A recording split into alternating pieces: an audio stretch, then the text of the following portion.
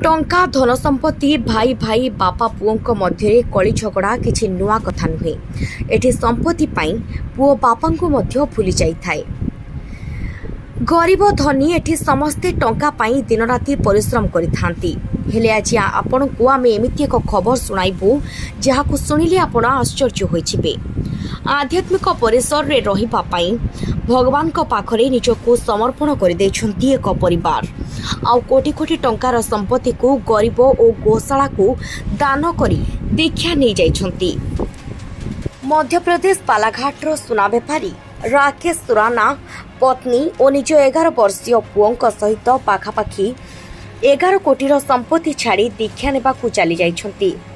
पूरा परिवार गुरु महेंद्र सागर ठारू प्रेरित होई सांसारिक मोह माया को त्याग कर देइछंती और आध्यात्मिक रास्ता रे जीवाकू निष्पत्ति नेइछंती।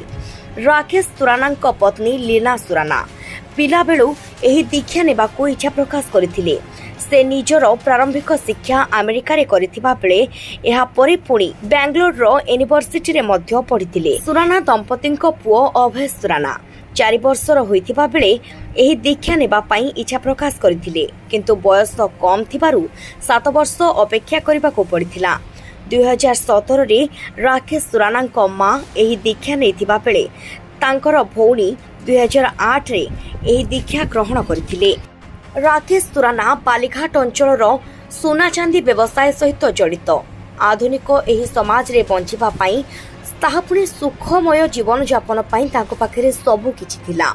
से कोटी कोटी टंका अर्जन करथिले। से चाहिथिले सारा जीवन खुशी रे रहि पारिथांते, हेले निजर बाकीतक जीवन से भगवान को पाखरे समर्पण करदेबाकू इच्छा प्रकाश करथिले। आउ तांको पूरा परिवार सबु किछि को त्याग करी अर्थात सबु किछि गरीब और गोशाला को दान करी 11 कोटी टंका दान कर देथिले से गोशाला एवं गरीबों पाई और तापरे निजको भगवान को पाखरे समर्पित कर देइछंती।